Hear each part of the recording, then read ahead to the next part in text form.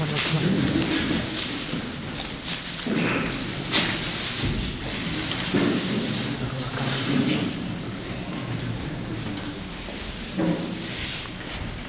the gathering to kindly stand.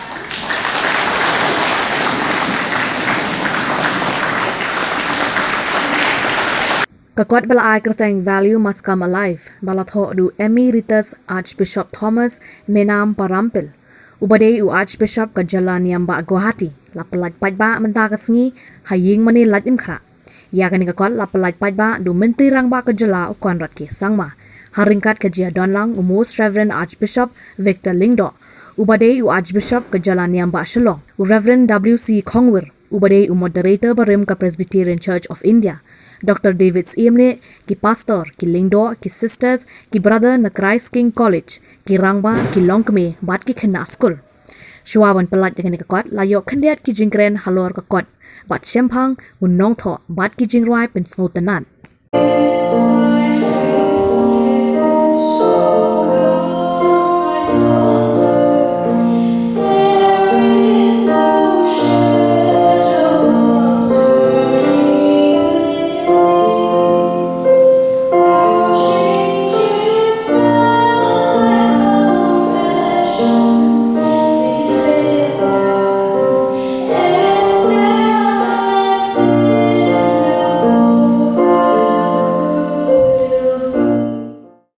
Archbishop Thomas doesn't need an introduction. I feel honor and privilege standing before you to say a few words about him. It would be like showing light to the sun for me speaking about Archbishop Thomas. But for the younger generation present here, Archbishop Thomas is one of the tallest leaders of the Northeast. A true missionary to the zeal, a scholar par excellence, a prolific writer, a thinker, philosopher, anthropologist, educationist, sought-after speaker, both at home and abroad, an institution builder, a pioneer, a cumulative leader of Northeast India, and above all, a die-hard ambassador of peace. In a short sentence, I would like to define him. He is a colossal, multifaceted genius, and we are blessed to be in his presence. From the day he began his journey, way back in 1955, when he took up his religious profession, it has been a journey of relentless strife, pushing the boundaries, and challenging himself to do something every day beautiful. When I did college, Archbishop's journey, I remember the famous quote of William Carey: expect great things from God, attempt great things. Archbishop Thomas has work speaks for itself, and I think so God has blessed him abundantly. His different assignments challenge him to do something new and better every time. Be it reaching out to the youth of Arunachal Pradesh, Tripura as rector of the Mosque of Shillong, during those initial years of uncertainty to find admission, accommodation, to pursue the studies, or to join hands with the different churches to oppose the freedom of religious bill way back in the 79, introduced by OPTIP. He has been in the forefront. His appointment as Bishop of Dibrugarh way back in 1981 challenged him to reach out to areas that needed education the most. One such area that comes to my mind is Majuli. He set up the first English school there to cater to the Mishi community, who were very backward at that point in time, who were deprived for centuries. Today, after more than 3 decades plus, the results are for all of us to see. Love is the ocean, you drown. The sweet breath of the taste the sea of money.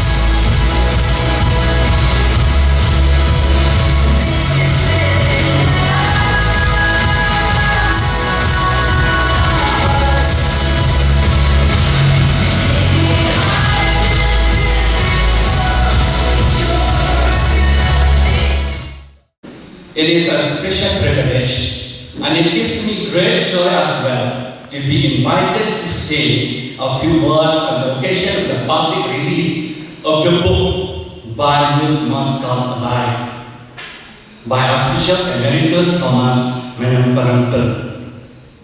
Archbishop's interests as shown in his writing are so varied: spirituality, culture, social responsibility, peacemaking, in short, everything that makes a person totally alive, fully human and truly divine. Sculptor's ideas are synthesized and unified by his deep religious experience and by a passionate desire to share them with others. They are formulated with a clear focus, originality and creativity. He has thus broadened the horizons, widened the perspectives, and shaped by the vision of people in all walks of life. He has been an immense source of inspiration, creativity, encouragement, and indomitable optimism. In an earlier publication, Attempt the Impossible, he addressed and challenged his fellow believers, co-workers, not to limit to human spirit and possibilities, but rather to go beyond, expand the vision in an attempt to build a vibrant church and a just and violence-free society. In the present book, he has attempted to deal with themes that are central to human existence and essential for its survival and growth. Values, the whole gospel of Jesus Christ is about a new set of values: love, mercy, and forgiveness for the enemy, greatness through humble service, dignity of the socially marginalized, richness of poverty, and life and victory in death. A very notable characteristic of Archbishop's writing is their inclusiveness and universal appeal. He does not limit his sources only to Christian traditions, but instead draws inspiration from all walks of life and shades of thinking. For example, the subtext in the article are punctuated and made insightful by very inspiring citations from a wide variety of sources: mystics, religious thinkers, philosophers, historians, political and secular thinkers, and even agnostics.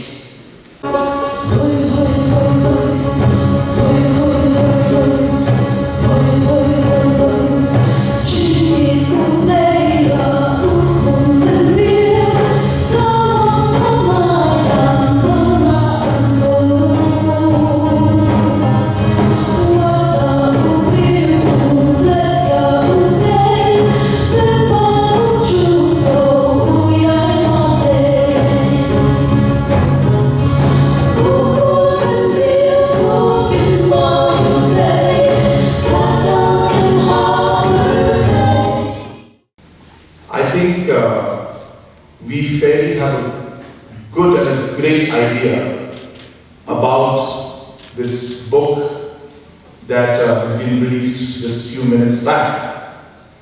And I, in fact, after listening to everybody, really feel honored to be a part of this book release, because what I have heard from all the different people who have spoken about this book, and what of course we all know about Archbishop Thomas, it gives me great pleasure and honor to be. So thank you so much for inviting me and allowing me to be part of this, I should say, very, very memorable and most importantly, a very meaningful book release that we have today. Apart from all the different things that he has done for the people of the region, he was also my father's teacher. The others forgot to mention that. So he was Mr. P.S. Sangma, Lady P.S. Sangma's teacher also, which he just told me just now. And so it gives me so much more pleasure, in fact, and an honor to be here in his presence, a person who had been responsible in shaping Mr. P.S. Sangma to what he became in his life. So thank you so much, Archbishop, and it's been a great honor and a pleasure to meet you. And of course, as I said, the contributions that Archbishop has made to the people of the Northeast especially, and in very, very difficult times, I think it speaks immensely about his personality and, more importantly, the purpose with which he has been brought into the religious life that he is right now, that God had chosen him for a specific reason to be where he is. And he was driven by this sense of purpose to be able to really make a difference in the region and help the people of our region. And I'm thankful to Archbishop Thomas for having brought these issues out and having stressed on the need to have these values today in our lives. I was really also, taken aback in one way at the detailed way Professor David Saylor was explaining about how the different aspects about conflict resolution and all these aspects that came in. Very especially for his presence. And Reverend Gongwi for taking interest in the church collaboration, but humanity is one. You do not even think of in the church, it is inter-community collaboration. Whenever we think about values, it belongs to all. It is addressed not to any particular community, it is to every human person.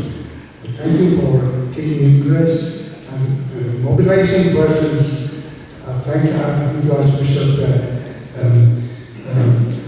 Victor, for your presence and organizing this program. And so your guide reports have gone through the text. I was learning myself about the book from the details that he was presenting as Professor David as well.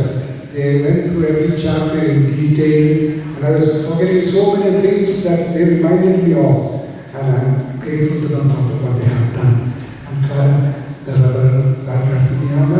and other friends that have come and have taken part in this program, different institutions. I will not go into the community, but for your collective presence.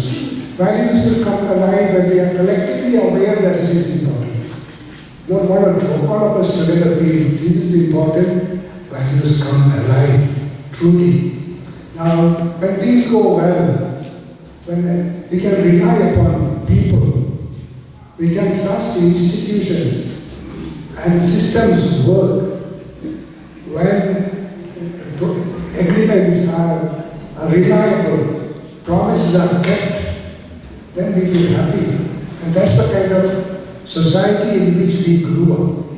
In our tribal society, it is precisely this.